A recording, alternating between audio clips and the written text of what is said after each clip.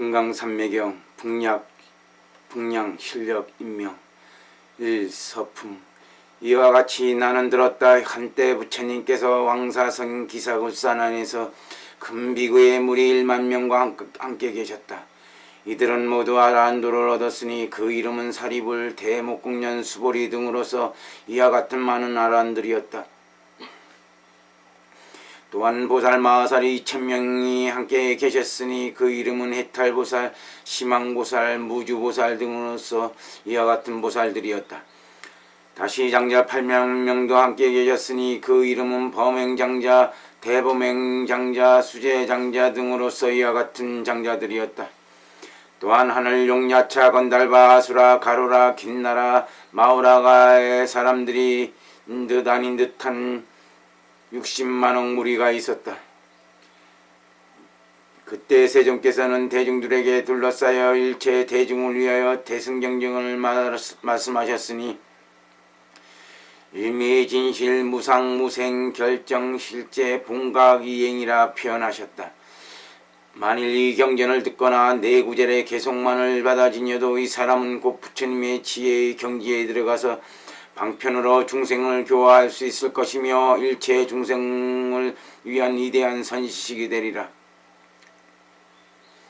부처님께서 이 경전을 말씀하신 뒤 가부좌를 들고 앉으셔서는 곧 금강산매에 들어가 몸과 마음이 움직이지 않으셨다. 그때 대중 가운데 아와타라 부르는 한 비구가 있었는데 자리에서 일어나 합장하고 꿇어 앉아서 이 대의를 거듭 밝히고자 개송으로 말하였다. 위대한 자비로 가득하신 우리 세존이시여, 지혜를 통달하여 걸림이 없으시고 중생은 널리 다 건지시려고 유일한 도리를 말씀하셨네. 모두 한맛의 도 대승으로서 설하시고 끝내 소승을 설하지 않으시니 말씀하신 의미는 진실하지 않음은 여의셨네. 모든 부처님의 지혜의 경지에 들어가 참다운 실제를 결정하시사 듣는 사람은 모두 세간에 나와 해탈하지 않음이 없게 하셨네. 헤아릴 수 없는 일체의 보살들이 모두 중생을 제도하려고 대중을 위해 넓고 길게 물어서 법의 고요한 모습을 알고 결정된 곳을 들어가시니 열의 지혜와 방편으로서 마땅히 실제에 들어가도록 설하시니 모두 일승에 따르게 하시되 갖가지 뒤섞인 맛이었구나. 마치 한번 비가 적시면 온갖 풀이 번영하듯이 그 바탕에 따라 각각 다르나 한맛의 진리도 적셔 두루 일체에 충만케 하시네. 저 한 번의 비로 적시며 모두 보리의 싹을 길러내듯이 금강의 맛에 들어가시어 법의 진실한 산매를 증득하시고 결정코 의심과 뉘우침을 끊으시니 한 법의 표지를 이루시었네. 이 무상법품. 그때 세존께서는 산매로부터 일어나 이런 말씀을 하셨다. 모든 부처님의 지혜의 경지는 참다운 법의 모습인 결정성에 들어가기 때문에 방편과 신통이 모두 모습 없는 이익을 얻게 하느니라. 유일한 깨달음의 진리는 이해하기 어렵고 들어가기도 어렵다. 모든 이승들이 알고 볼 수 있는 것이 아니요 오직 부처님과 보살만이 알 수 있는 것이니라. 죄도 알 수 있는 중생에게는 모두 한맛의 가르침을 설하느니라. 이때 해탈보살이 바로 자리에서 일어나 합장하고 꿇어 앉아 부처님께 여쭈었다.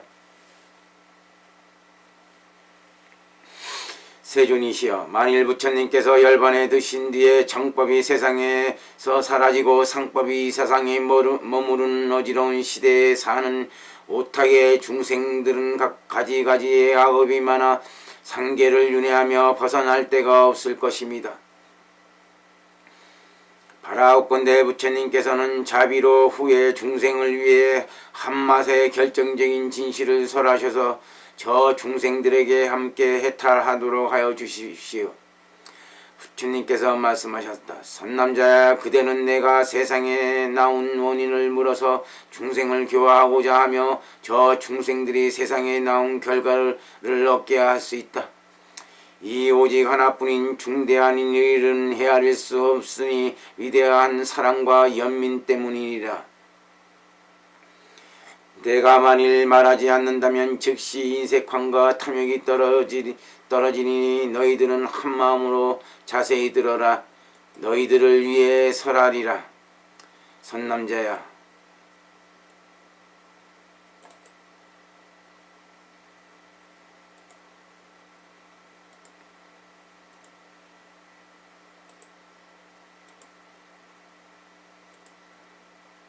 만일 중생을 교화한다면 교화한다는 생각도 없고 교화함이 없다는 생각도 내지 않아야 그 교화가 더 클 것이니라. 저 중생들이 모두 대상과 주체라는 생각을 여의게 해야 하느니라. 일체의 대상과 주체는 본래 공적한 것이니라. 만일 마음을 비울 수 있다면 마음은 헛거비처럼 변화되어 되지 아니할 것이며 헛거비도 없고 변화도 없으면 바로 생김이 없는 법을 얻을 것이요 생김이 없는 마음은 변화함이 없는 데 있느니라. 해탈보살이 부처님께 여쭈었다. 세존이시여,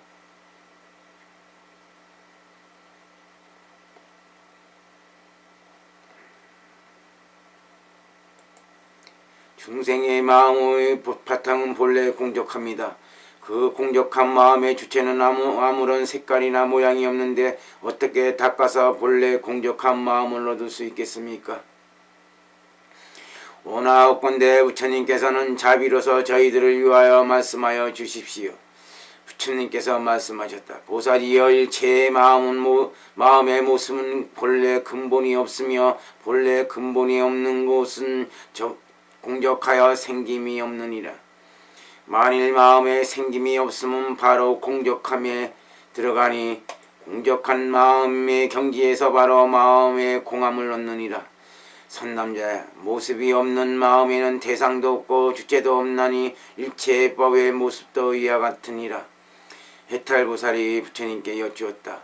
세존이시여, 일체의 중생들이 주체에 사로잡혀 있거나 대상에 사로잡혀 있다면 어떠한 가르침을 깨닫게 하여 저 중생들이 이 얽매임 권내에서 벗어나도록 하겠습니까? 부처님께 말씀하셨다. 선남자야, 만일 주체가 있다고 생각하는 사람이라면 12년을 관찰하게 하리라. 12년은 본래 원인과 결과에서 발생한 것이며 원인과 결과는 의식의 흐름에서 일어난 것이니라. 마음도 오히려 있지 않은데 하물며 몸이겠느냐. 만일 주체가 있다고 생각하는 사람이라면 그에게는 있다는 견해를 없애게 하야 할 것이요, 만일 주체가 없다고 생각하는 사람이면 그에게는 없다는 견해를 없애게 하리라. 만일 대상이 생긴다고 생각하는 자라면 생김의 바탕을 소멸하게 하고, 만일 대상이 소멸한다고 생각하는 사람이면 소멸의 바탕을 소멸하게 하리라. 없애는 것이 바탕을 보는 것이요 바로 실제에 들어가는 것이니라. 왜냐하면 본래의 생김은 소멸하지 않고 본래의 없어짐은 생기지 않는 것이어서 소멸하지도 않고 생기지도 않으며 생기지도 않고 소멸하지 않나니 일체의 모든 법도 이와 같으니라. 해탈보살이 부처님께 여쭈었다. 세존이시여, 만일 어떤 중생이 법이 생기는 것을 보았을 때는 어떠한 견해를 없어지게 해야 하겠습니까? 법이 소멸하는 것을 보았을 때는 어떠한 견해를 없어지게 해야 하겠습니까? 부처님께서 말씀하셨다. 보살이여, 만일 어떤 중생이 법이 생기는 것을 보았을 땐 없다는 견해를 없어지게 하고 법이 소멸하는 것을 보았을 때는 있다는 견해를 없어지게 하라. 만일 이러한 견해를 없어지게 한다면 법의 참다운 근원을 얻으며 결정된 바탕에 들어가는 일 없이 생김이 없는 것을 결정하게 되리라. 해탈보살이 부처님께 여쭙다. 세존이시여, 저 중생들이 생김이 없는 곳에 머무르게 하는 것이 생김이 없는 것입니까? 부처님께서 말씀하셨다. 생김이 없는 곳에 머무른다면 이것이 바로 생김이 있는 것이다. 왜냐하면 머문도 없고 생김도 없는 것이 바로 생김이 없는 것이니라. 보살이여, 만일 생김이 없는 것을 일으킨다면 그것은 생김으로서 생기는 것을 없애려는 것이다. 생김과 소멸함이 함께 없어지면 본래의 생김은 발생하지 않느니라. 마음은 항상 공적하며 공적함의 바탕은 머뭅이 없나니 마음에 머뭅이 없는 것이 바로 생김이 없는 것이니라. 해탈보살이 부처님께 여쭈었다. 세존이시여, 마음에 머뭅이 없다면 어떻게 수학할 것입니까? 배울 것이 있습니까? 배울 것이 없습니까? 부처님께서 말씀하셨다. 보살이여, 생김이 없는 마음은 마음에 나고 드는 것이 없나니 본래 열애장은 바탕이 고요해 움직이지 않기 때문에 배움이 있는 것도 아니고 배움이 없는 것도 아니니라. 배움과 배우지 않음이 있을 수 있는 것이 바로 배움과 배우지 않음이 있을 수 없는 것이 바로 배움이 없는 것이며 배움이 있지 아니한 것으로 곧 배울 바를 삼느니라. 해탈보살이 부처님께 여쭈었다. 세존이시여, 어떤 것을 열애장의 바탕이 고요하여 움직이지 않는 것이라고 합니까? 부처님께서 말씀하셨다. 열애장이란 생기고 소멸하는 분별 망상의 모습이 이 법을 가리워 드러나지 못하게 하는 것이니 이 열애장의 바탕은 고요하여 움직이지 않느니라. 해탈보살이 부처님께 여쭈었다. 세존이시여, 어떤 것을 생기고 소멸하는 분별 망상이라 합니까? 부처님께서 말씀하셨다. 보살이여, 이 법에는 옳고 그른 것이 없느니라. 만일 옳고 그른 것이 있다면 바로 여러 가지의 생각이 발생하게 되느니라. 천가지 생각만 가지고 분별이 생기고 소멸하는 모습이니라. 보살이여, 근본 바탕과 모습을 관할 적에 이 법을 적절로 만족하나니라. 천가지 생각과 만가지 분별은 도리에 유익하지 않으며 부질없이 정신만 소모하게 하여 본래의 마음을 잃게 하느니라. 만일 생각하고 분별함이 없으면 생기고 소멸함이 없어서 실답게 일어나지 않나니 모든 식이 안정되어 고요해지며 식의 흐름이 생기지 않으며 오법이 청정하게 되리니 이것을 태승이라 하느니라.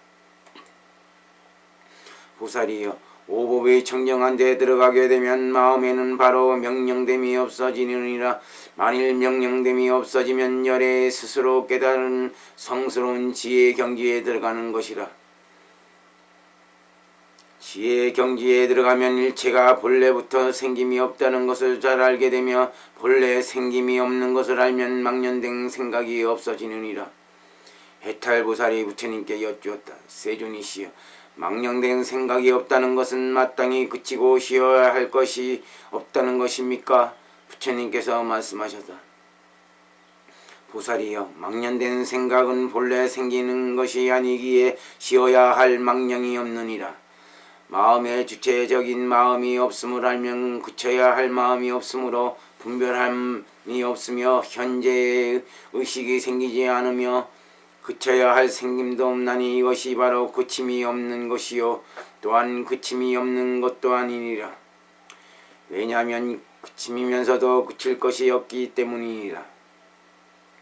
해탈보살이 부처님께 여쭈었다. 세존이시여, 만일 그쳤을 때 그칠 것이 없으나 그침이 바로 생기는 것이라면 어떻게 생김이 없는 것입니까? 부처님께서 말씀하셨다. 마땅히 그치려 하는 것이 생기는 것이거니와 이미 그치고 오면 그칠 것도 없느니라. 또한 그침이 없는 데도 머무르지 않으면 머뭅이 없는 데도 머무르지 않나니 무엇을 생기는 것이라 하는가? 해탈보살이 부처님께 여쭈었다. 세존이시여, 생김이 없는 마음에 어찌 취하고 버릴 것이 있으며 어떤 법의 모습에 머무르는 것입니까? 부처님께서 말씀하셨다. 생김이 없는 마음에 취할 것도 없고 버릴 것도 없느니라. 마음 아닌데 머무르며 법 아닌데 머무는 것이니라. 해탈보살이 부처님께 여쭈었다. 세존이시 어떻게 마음 아닌데 머무르고 법 아닌데 머무르는 것입니까? 부처님께서 말씀하셨다.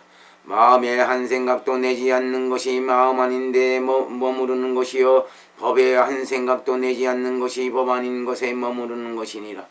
선남자여 마음과 법에 생김이 일어나지 않으면 의지할 것이 없으며 모든 의식의 흐름에 머무르지 않고 마음이 항상 공적하여 다른 모양이 없느니라. 예를 들자면 허공에는 움직임도 없고 머뭅도 없으며 일어남도 없고 만듦도 없으며 저것도 없고 이것도 없는 것과 같으니라. 공한 마음에 눈을 얻고 법에 공한 몸을 얻어서 오온과 육입이 모두 공적하게 되리라. 선남자야 공한 법을 닦는다는 것은 삼계에 의지하지 아니하고 개상에도 머무르지 아니한다.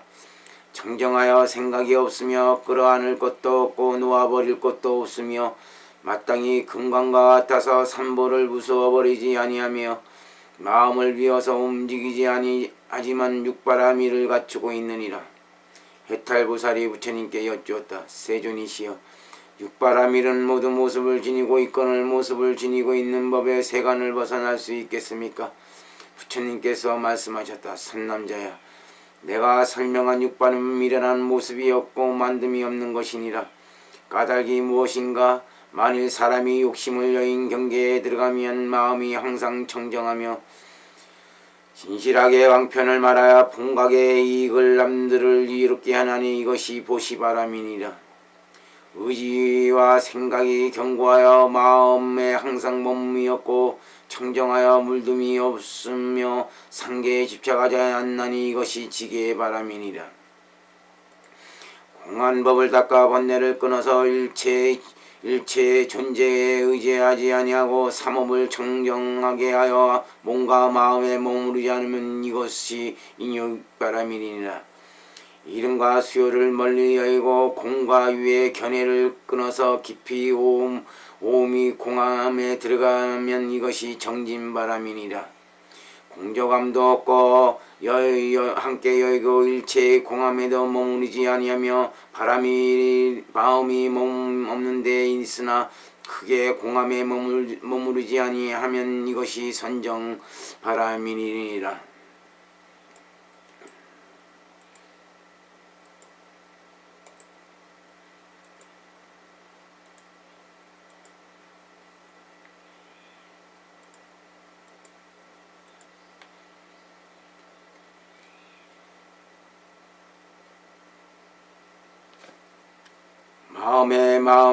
마음에는 마음의 모습이 없으며 허공처럼 비움도 취하지 않는다. 모든 의지적 작용이 생기지 않지만 정멸을 깨닫지 않는다. 마음에 나가고 들어옴이 없이 바탕이 항상 평등함으로 가지가지의 법의 실체는 모두 결정성이다. 일체의 경지에 의지하지 않고 지혜에도 머무르지 아니하면 이것이 지혜의 바람이니라. 선남자야 육바라밀은 모두 본각의 이익을 얻어서 결정성에 들어가며 초연하게 세간을 벗어나 걸림없이 해탈을 하느니라. 선남자야 이러한 해탈법의 모습은 모두 모습이 없는 의지적 작용이며 또한 벗어남과 벗어나지 않음도 없나니 이것을 해탈이라고 하느니라. 왜냐하면 해탈의 모습은 모습도 없고 의지적 작용도 없으며 움직임도 없고 어지럼도 없는 적정한 열반이며 또한 열반이라는 모습도 취하지 않느니라.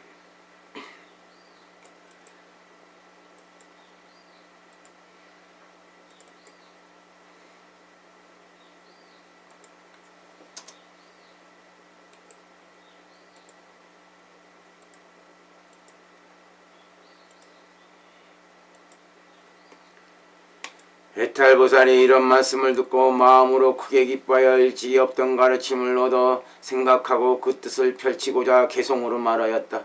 큰 깨달음으로 만족하신 세존께서 중생을 위하여 법을 펼치되 모든 일승법을 설하시니 이승의 길은 있을 수 없네. 한맛의 모습 없는 이익은 마치 허공보다 큰 것 같아서 받아들이지 않는 건 없건만 그 바탕이 각각 다름에 따라 모두 근본 자리를 얻게 하셨네.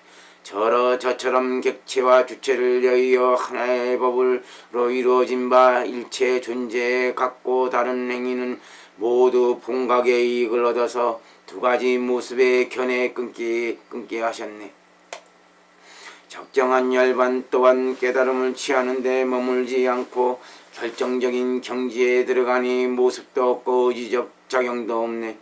마음을 비운 열반의 경지는 정멸한 마음도 생김도 없는 것, 저 금강의 바탕과 같아서 삼보를 부수지 아니하고 육바라밀을 갖추어 일체의 중생을 제도하시네. 천하게 상계를 벗어나게 하지만 모두 소승법으로 하지 않고 한맛의 법인인 일승을 이룩하셨네.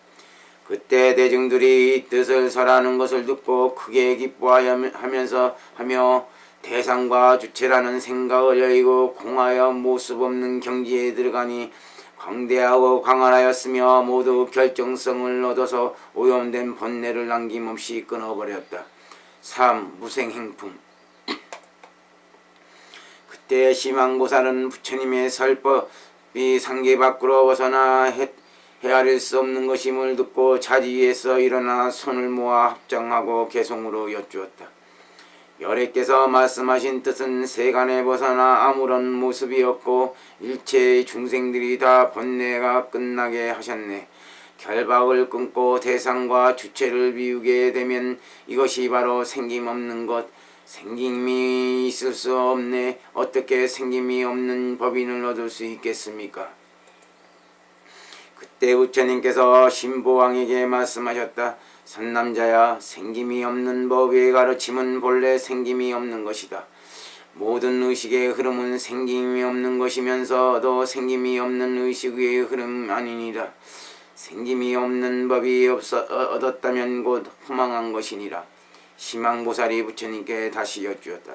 세존이시여, 생김이 없는 법을 얻은 것이 곧 허망한 것이라 한다면 얻을 것도 없고 법인도 없는 것을 허망하지 않은 것입니까? 부처님께서 말씀하셨다. 아니니라. 왜냐하면 얻을 것도 없고 법인도 없다는 이것이 바로 얻는 것이 있는 것이니라. 얻을 것이 있고 법인이 있다면 이것이 바로 생김이 있는 것이니라.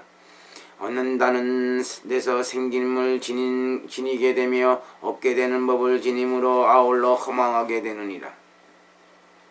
신왕보살이 여쭈었다. 세존이시여, 어떤 것을 일러 법인도 없고 생김도 없는 마음이 허망한 것이 아니라 하옵니까? 부처님께서 말씀하셨다. 법인도 없고 생김도 없는 마음이란 마음의 형태나 단락이 없는 것이니 마치 불의 바탕과 같은 것이니라.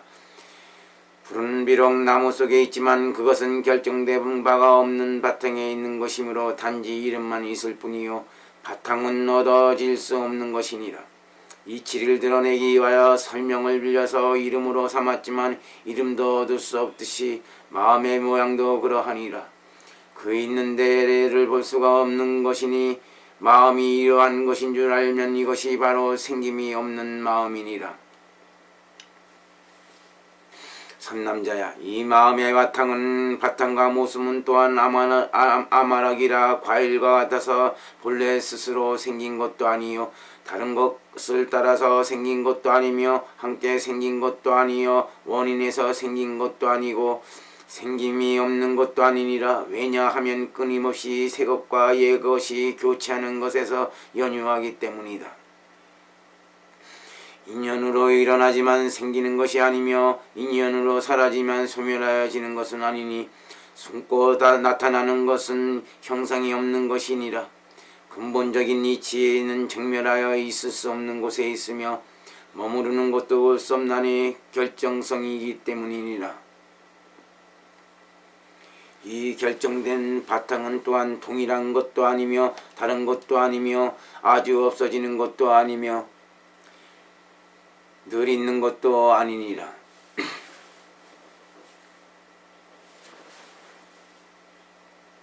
들어가는 것도 아니며 나오는 것도 아니며 생기는 것도 아니며 소멸하는 것도 아니니라.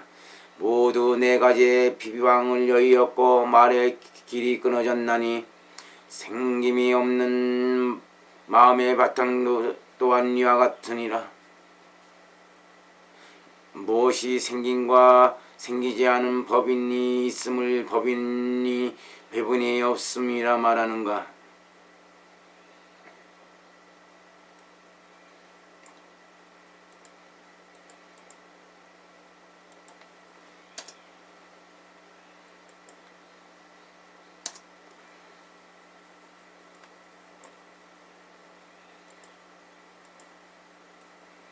만일 마음에 어둠이 있느니 머문이 있느니 또 그 이치를 보니 하고 말하는 자가 있다면 곧 안욕따라 삼맥삼부의 지례를 얻지 못하리니 그것은 영원히 어둠이니라.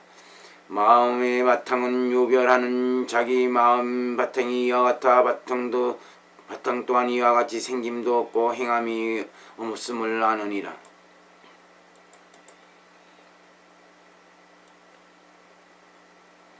사망보살이 여쭈었다.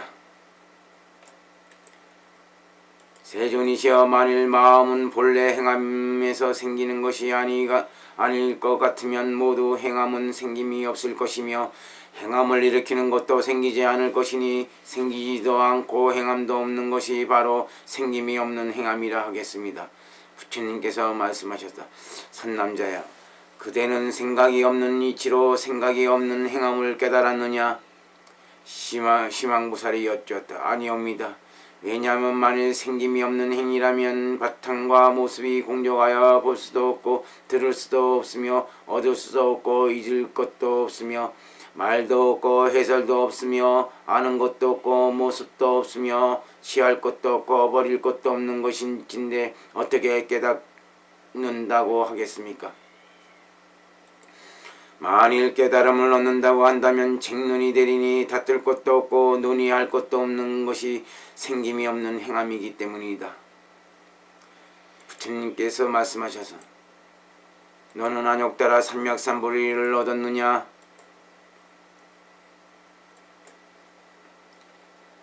시망보살이 여쭈었다. 세존이시여, 저는 안욕따라 삼맥산을 얻은 바가 없습니다. 왜냐하면 보리의 바탕 속에는 얻을 것도 없고 잃을 것도 없으며 깨달을 것도 없고 알 것도 없으며 분별할 모습도 없습니다.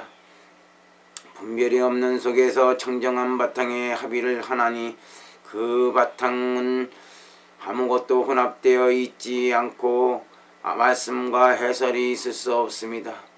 또한 있는 것도 아니며 없는 것도 아니요 아는 것도 아니며 모르는 것도 아니니 여러 가지 본받아야 할 행함이 이와 같습니다.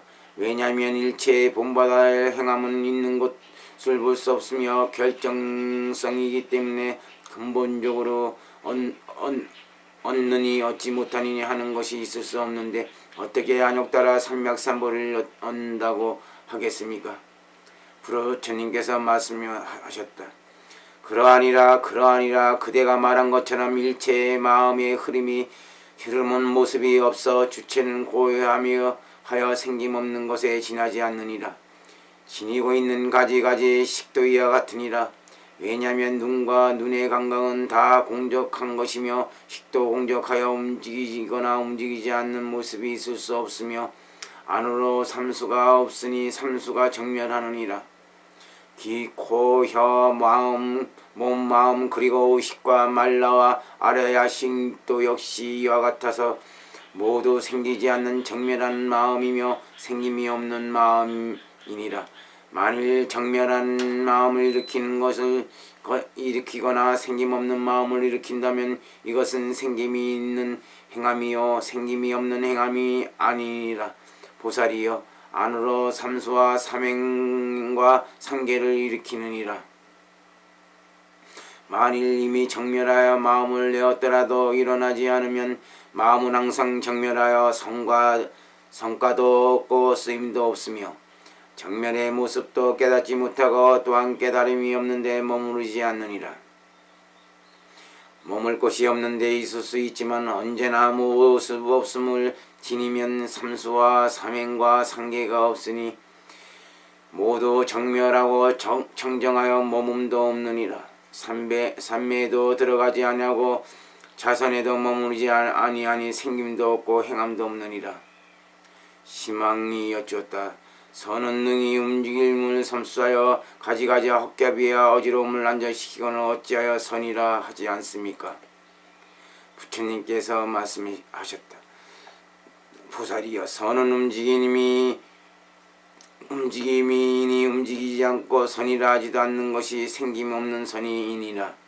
선의 근본 바탕은 생김이 없는 것이니 생김을 여인 선의 모습이요 선의 본성은 머뭅이 없는 것이니 머뭅을 여인 선을 움직임이니라. 만에 선의 근본 바탕을 움직임과 고요함이 없는 줄 안다면 생김이 없음을 알아들이라. 생김이 없는 지혜 또한 머문 것에 의지하지 않으며 마음 역시 움직이지 않나니 이러한 지혜 때문에 그러므로 생각이 없는 반야바람을 얻느니라.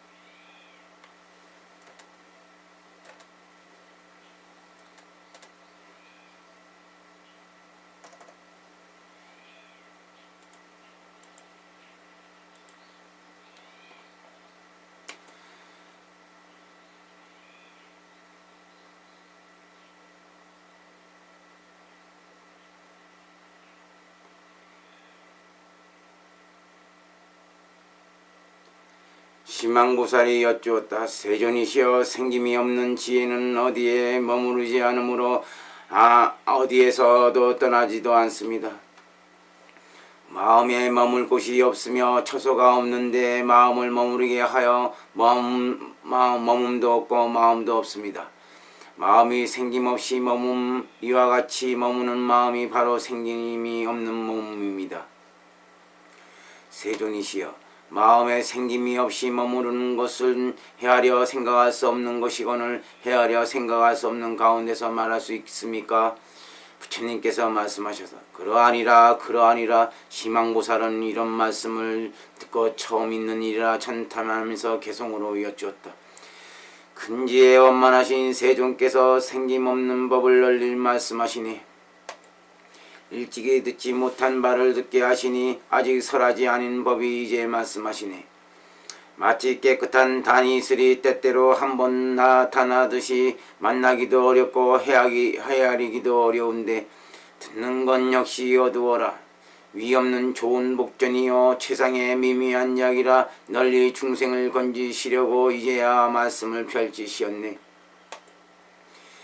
때 대중 속에서 이러한 설법을 듣고 모두 생김없는 법과 생김이 없는 반야를 얻게 되었다. 4. 공강리품. 그때 무주보살은 부처님께서 말씀하신 한마시요 진실하며 불가사의한 법을 듣고 먼 곳으로부터 가까이 이르러 부처님의 자리에 다가가 마음으로 자세히 듣고 정정한 경지에 들어가 몸과 마음이 움직이지 않았다. 그때 부처님께서 무주보살에게 말씀하셨다. 그대는 어디서 왔다가 어디로 가는가?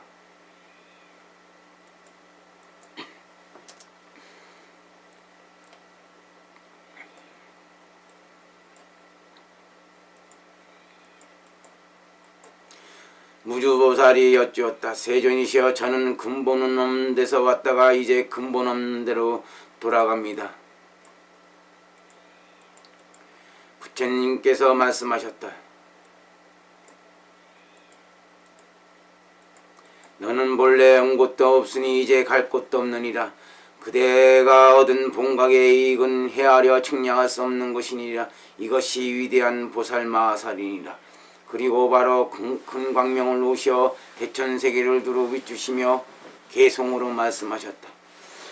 위대하도다 보살이여, 지혜가 만족하고 항상 본각의 이익으로 중생을 이롭게 하는구나. 가거나 서거나 앉거나 눕거나 항상 본각의 이익에 머물며 가지가지 중생을 이끌어주니 오지도 않고 가지도 않는구나. 그때 무주보살이 부처님께 여쭈었다. 세존이시여, 어떠한 이익으로 운전하여 중생의 일체 정식을 변화시켜 아마라식에 들어가게 합니까?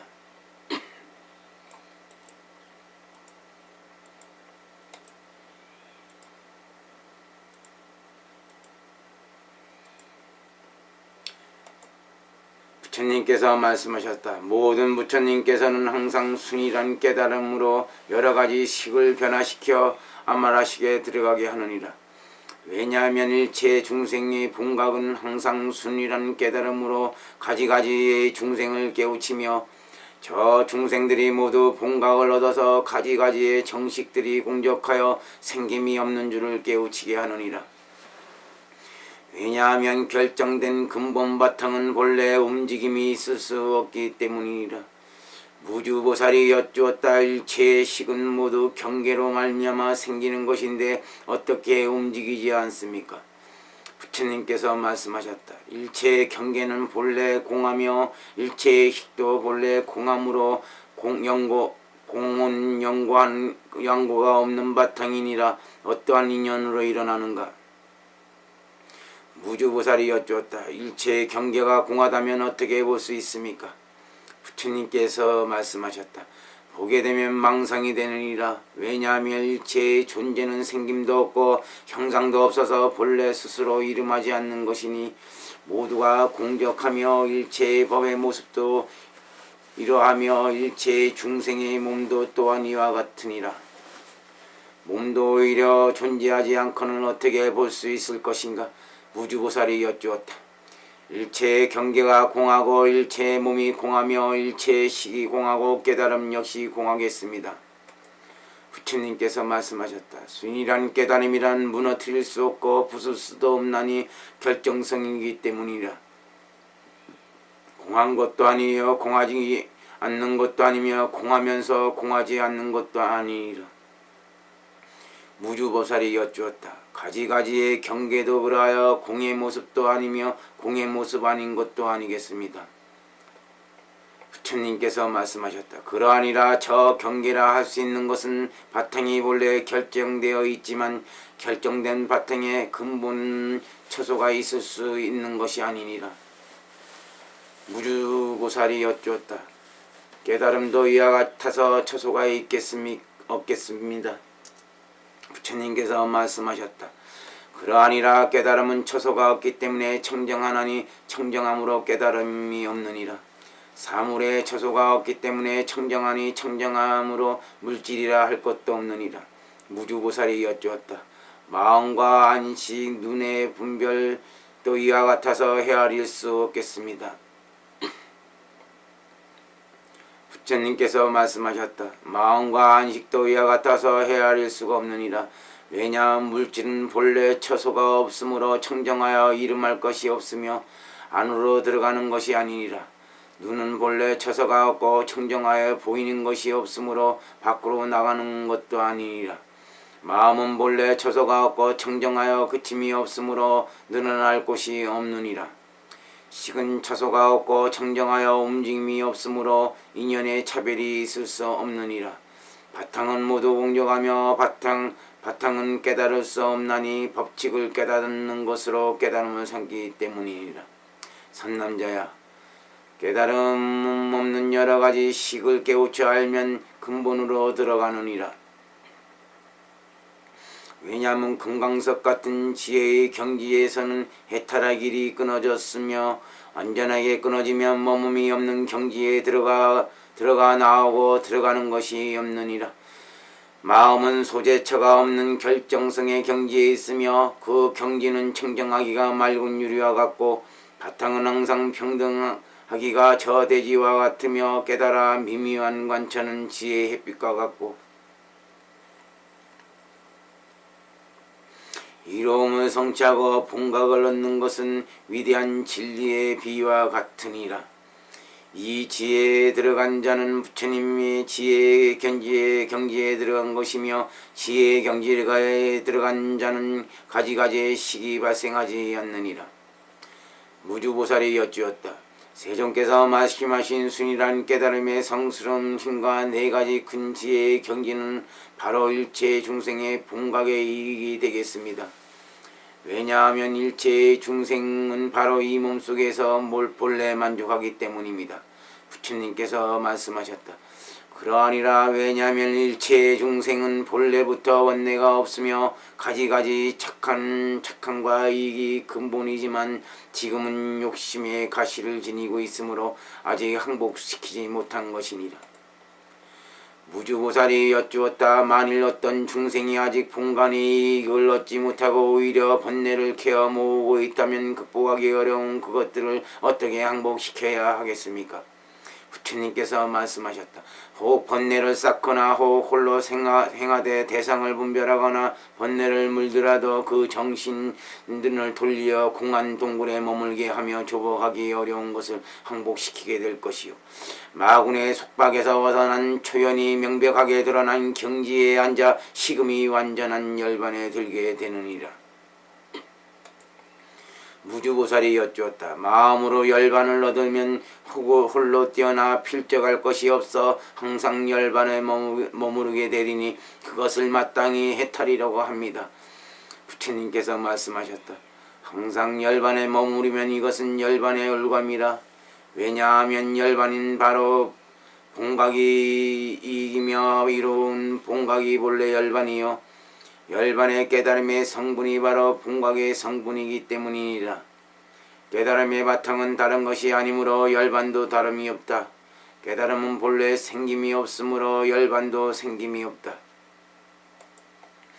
깨달음은 본래 사라짐이 없으므로 열반도 사라짐이 없다. 열반과 깨달음은 본래 다름이 없으므로 열반을 얻을 수 없나니 열반을 얻을 수 없는데 어찌 머금이 있다 하겠느냐. 선남자야, 깨달은 사람은 열반에 머무르지 않느니라. 왜냐하면 깨달음은 본래 생김이 없는 것이니 중생의 허물을 벗어나면 깨달음은 본래 공정함도 없으니 열반의 움직임을 벗어나는 것이니라. 이러한 경지에 머무르면 마음에 머무르는 바가 없어서 나가고 들어감이 있을 수 없으며 아마라식에 들어가기 때문이니라. 무주보살이 여쭈었다. 아마라식은 들어갈 곳이 있는 것이며 곳은 얻을 바가 있는 것이니 이것은 법을 얻는 것이라고 하겠습니다. 부처님께서 말씀하셨다. 아니니라. 왜냐하면 비유하자면 어리석은 자식이 손에 금전을 가지고도 지니고 있는 줄 모르고 시방으로 돌아다니며 50년이 지나도록 가난과 고난으로 오직 구걸하는 것으로 일을 삼았으나 자신을 지탱하기도 부족했던 것과 같으니라. 그 아버지는 지식의 이러한 사정을 보고 자식에게 일러 말했다. 너는 금전을 지니고 있으면서도 어찌하여 쓸 줄 모르느냐. 마음대로 필요한 것을 모두 청조할 수 있으리라. 그 자식이 정신을 차리고 금전을 찾으니 마음으로 크게 이뻐하며 금전을 얻었다고 말했느니라. 그 아버지는 말했느니라. 어리석은 자식아, 너는 기뻐하지 말라. 얻었다는 금전은 본래 너의 물건이니 내가 얻은 것이 아니라 어찌 기쁘다고 하겠느냐. 선남자야, 아마라식도 이와 같으니라. 본래 나온 모습도 없으며 이제 돌아가는 것도 아니니라. 옛적에 어리석었기 때문이 없는 것이 아니며 이제 깨달았다고 하여 들어온 것이 아니니라. 무주보살이 여쭈었다. 저 아버지는 그 자식이 어리석은 줄 알면서 또 어찌하여 50년이 지나도록 시방을 돌아다니며 가난과 고난을 겪은 다음에야 비로소 알려주는 것입니까? 부처님께서 말씀하셨다. 50년이 지나는 것은 한순간에 마음이 움직이는 것이요 시방으로 돌아다녔다는 것은 함부로 분별하는 생각에 끌려다님이니라. 무주보살이 여쭈었다. 어떠한 것을 한순간에 마음이 움직이는 것이라 합니까? 부처님께서 말씀하셨다. 한순간에 마음이 움직이면 오음이 함께 일어나며 오음이 일어나는 가운데 오시박이 갖추어져 있느니라.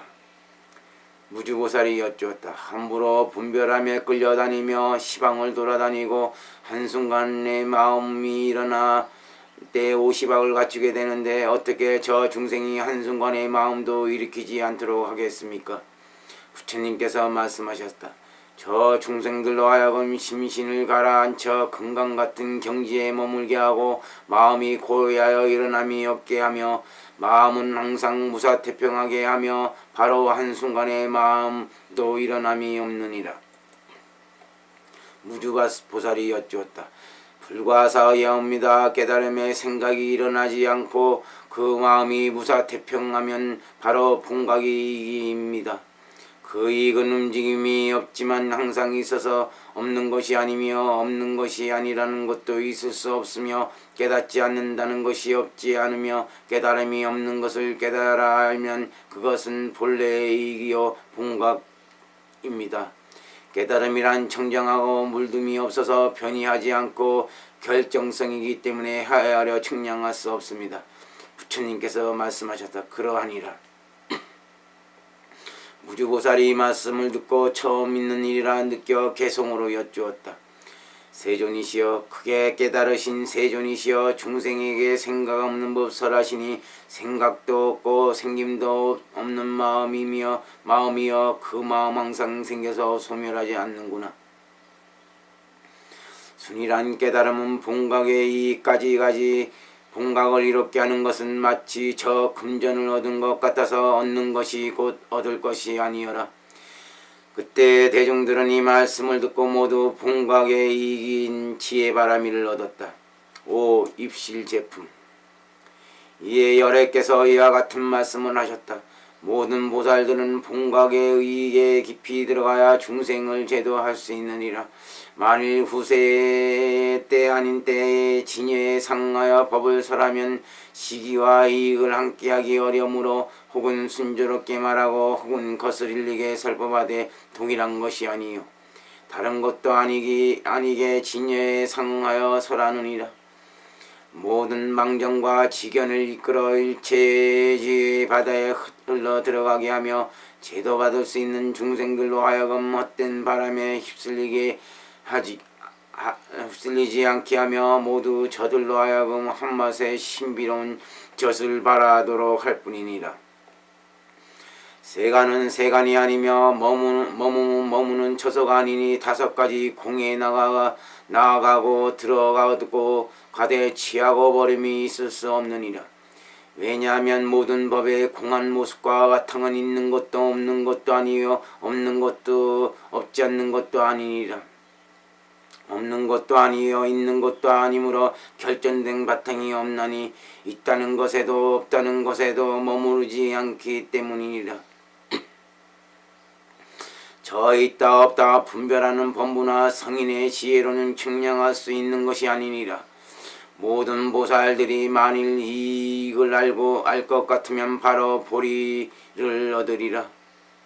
그때 대중 가운데 한 보살이 있었는데 대력이라 불렀다. 바로 자리에 일어나 부처님 앞에서 여쭈었다. 세존이시여 부처님께서 말씀하신 대로 5가지 공에 나가고 들어가며 취하고 버림이 있을 수 없다고 하셨는데 5가지 공에서 취하고 버림이 없다는 것은 무엇입니까? 부처님께서 말씀하셨다. 보살이 5가지 공이란 삼유가 공이요 육도의 그림자가 공이며 법의 모습이 공이요 명상이 공이며 심식이 공임을 말하느니라. 보살이여 이와 같은 공들은 공이면서 공에 머물지 아니하며 공이면서 공의 모습이 없거니와 모양이 없는 법에 어찌 취하고 버림이 있겠는가. 취한 것이 없는 경지에 들어가면 3가지 공에 들어가느니라.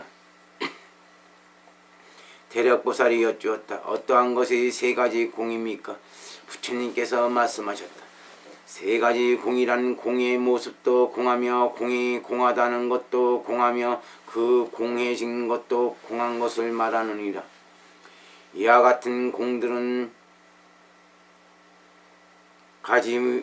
세 가지 모습에 머무르지 아니하지만 진실하지 않는 것은 아니니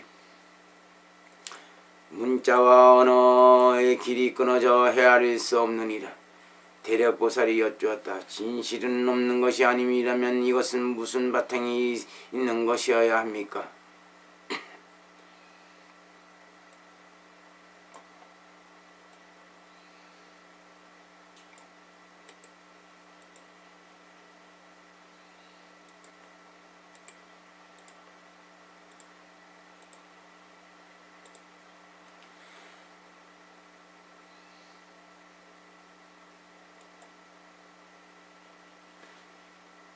대력보살이 여쭈었다. 진실이 없는 것이 아니라면 이것이 모습은 바탕이 있는 것이어야 합니다.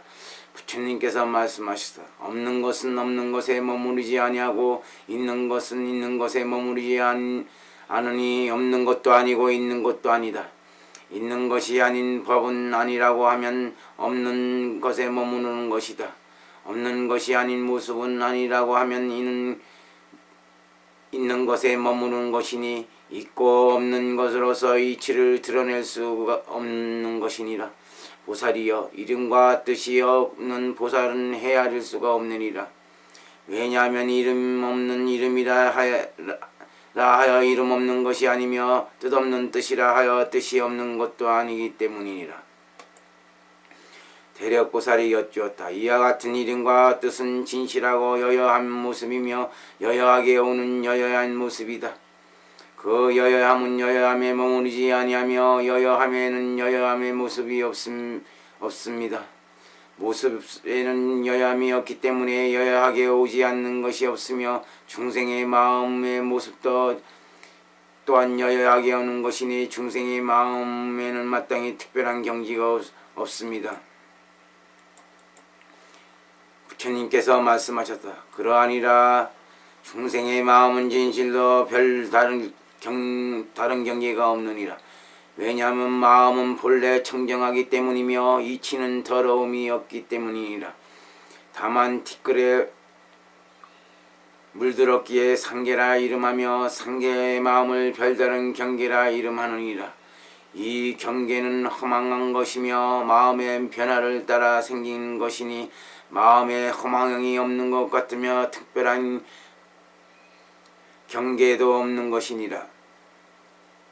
만일 마음이 깨끗할 것 같으면 가지가지의 경계는 생기지 않을 것이니 이 마음이 청정할 때는 마땅히 상계가 없습니다. 부처님께서 말씀하셨다. 그러하니라 보살이여 마음이 경계를 발생시킨 것이 아니고 경계도 마음을 일으키지 않느니라. 왜냐하면 보이는 모든 경계가 오직 보여지는 마음일 뿐이니 마음에 하나가 없으면 보이는 것도 없기 때문이니라. 보살이여 안으로 중생이었고 세 가지 성품이 공적하면 나라는 무리도 없고 남이라는 무리도 없느니라. 이리하여 두 가지 들어감에 이르러도 역시 마음을 일으키지 않게 되나니 이러하니 의들은 상계가 없는 것이니라. 대력보살이 여쭈었다.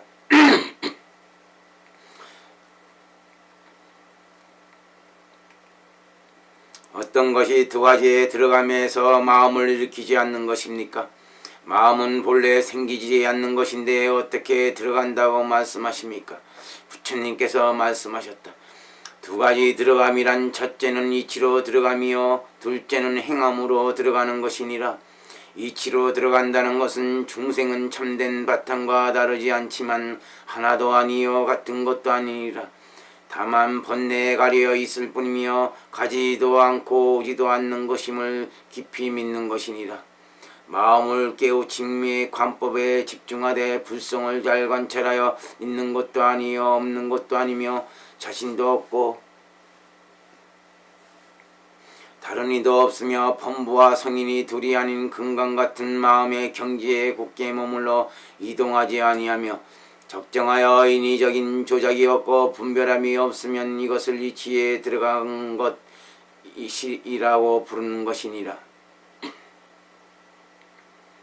행함으로 들어간다 하는 것은 마음이 어디로 기울었거나 유지하지 아니하고 그림자, 경계, 영상과 흘러 변함이 없으며 있는 곳에서 고요히 생각하되 찾는 것이 없어서 바람이 두드리나 경계의 바람 움직이지 않기가 마치 대지와 같으며 대상과 주체를 버리고 중생을 제도하되 생김도 없고 모습도 없으며 취하지도 않고 버리지도 않는 것이니라.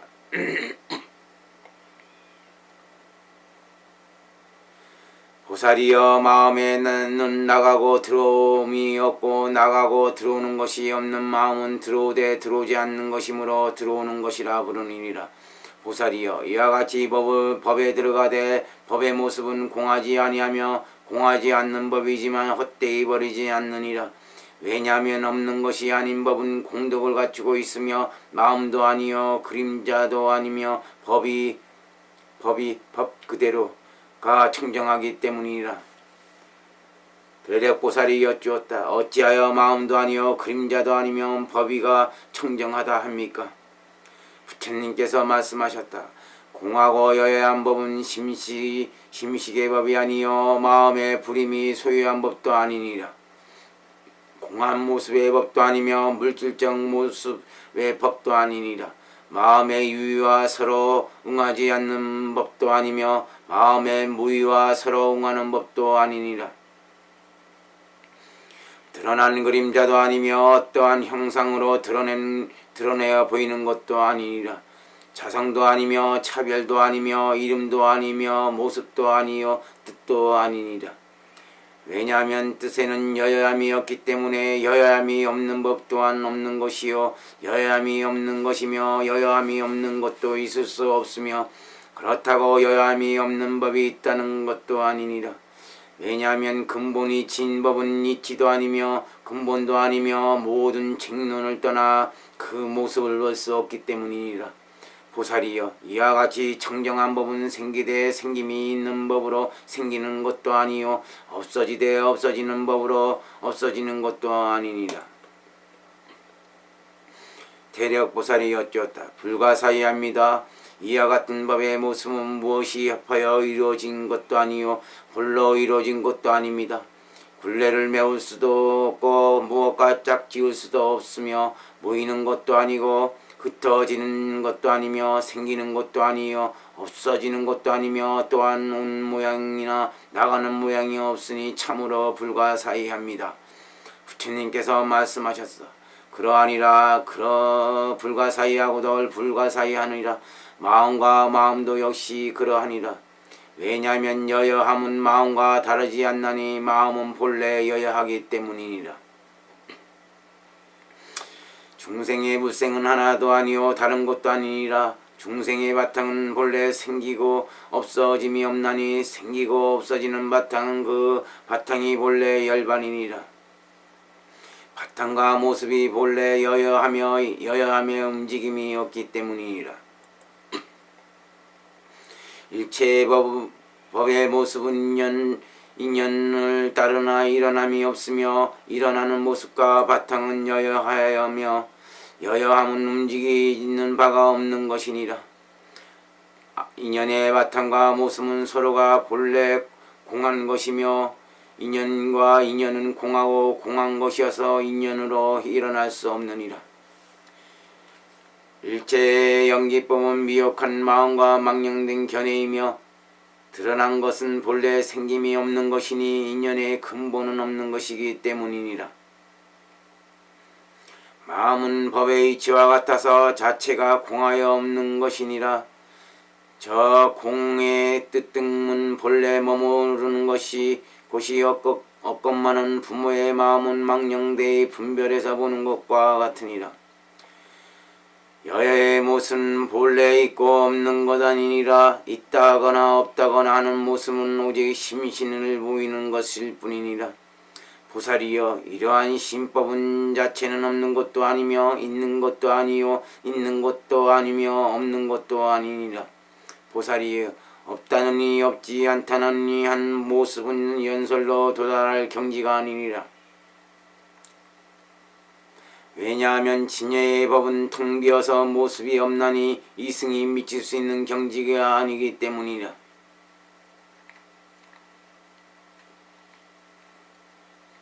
허공의 경계는 안과 밖을 헤아릴 수 없는 것이니 6가지를 실천하는 보살이라야 이것을 알 수 있느니라. 대략보살이 여쭈었다. 어떤 것을 육행이라 합니까? 원컨대 설명하여 주십시오. 부처님께서 말씀하셨다. 첫째는 십신행이요, 둘째는 십주행이요, 셋째는 십행행이요, 넷째는 십회향행이요, 다섯째는 십지행이요, 여섯째는 등각행이니 이와 같이 실행하는 사람이라야 능히 알 수 있느니라. 대략보살이 여쭈었다. 실제에 대한 깨달음에 이익을 나가고 들어옴이 없나니 어떠한 법과 마음을 실제에 들어갈 수 있습니까? 부처님께서 말씀하셨다. 실제의 법은 법에 끝이 없으므로 끝이 없는 마음이면 실제에 들어가느니라.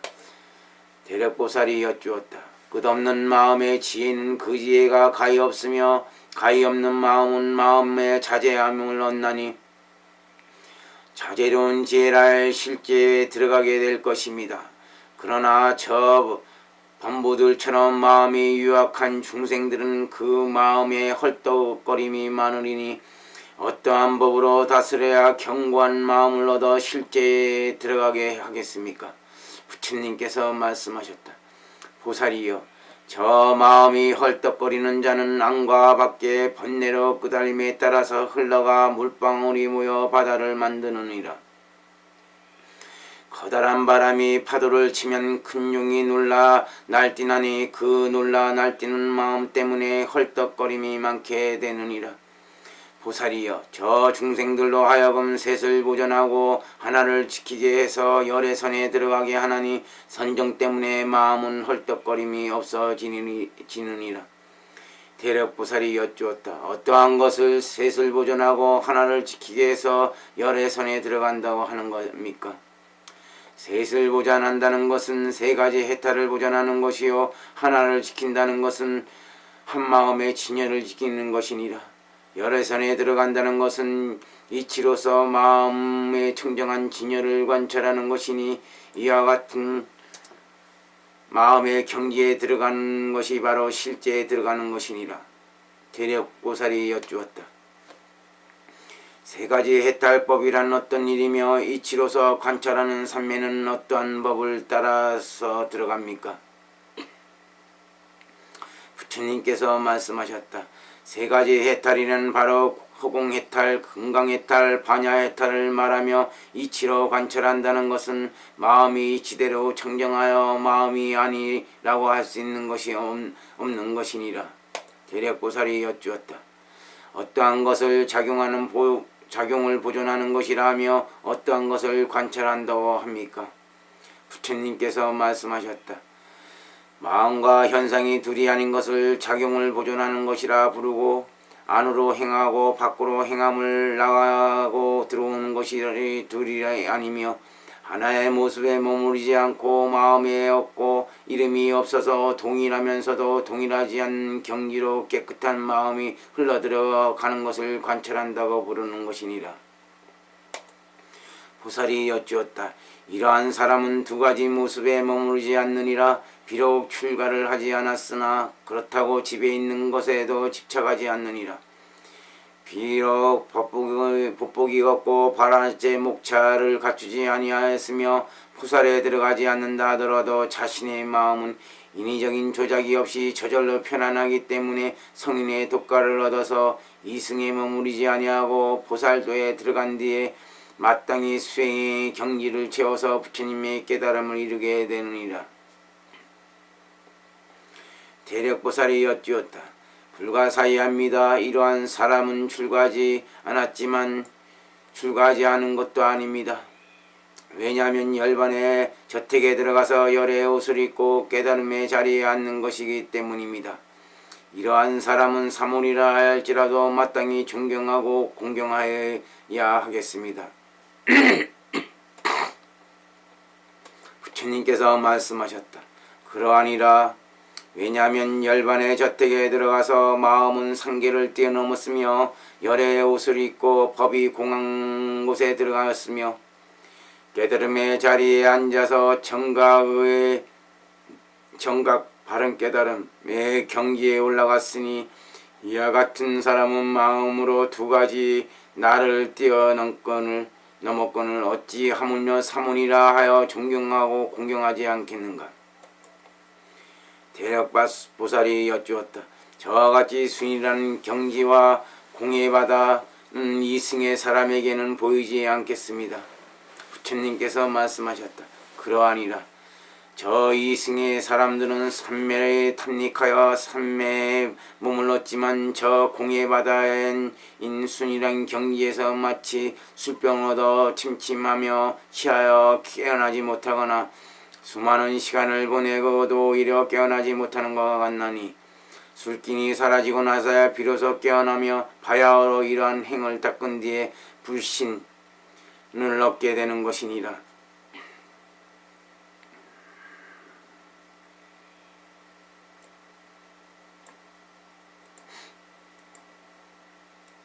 저러한 사람은 일천재를 버림을 따라서 곧 6가지 행함에 들어가며 행하는 경지와 처소에서 한 생각 깨끗한 마음이 청정하며 결정고 명백하여 금강같은 지혜의 힘으로 아비발치의 경지에서 중생들을 제도하되 자비심이 다함 없느니라. 대력보살이 여쭈었다. 이러한 사람은 마땅히 계율을 지키지 않으리니 저 사문들을 마땅히 공경하여 우러러보지 않을 것입니다. 부처님께서 말씀하셨다. 계율을 설명하는 사람이 되면 착하지 않고 교만하기 때문이며 마음바다의 파도와 물결 때문이니라. 그러나 그의 마음이 땅은 팔식의 바다가 잔잔해지고 구식의 흐름이 청정하여 바람이 그것을 움직일 수 없고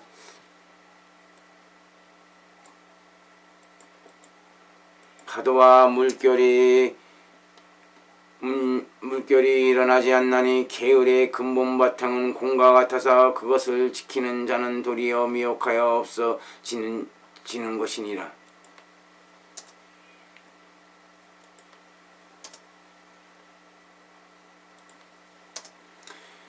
저러한 사람은 칠식과 육식이 일어나지 않고 가지가지의 갈망과 애욕이 사라져 고요하여며 세부처를 여의지 않고 보리심을 바라느니라. 3가지 모습 없는 가운데서 마음에 순응하여 심오하게 들어가되 삼보를 깊이 공경하고 위를 잃지 않기 때문에 저 사문을 공경하지 않음이 없느니라. 보살이여, 저진 사람은 세간에 움직이거나 움직이지 않는 법에 머무르지 않으며 세 가지 공한 마을에 들어가 세 가지 공한 마음에 들어가 세 가지 법의 마음을 없애느니라.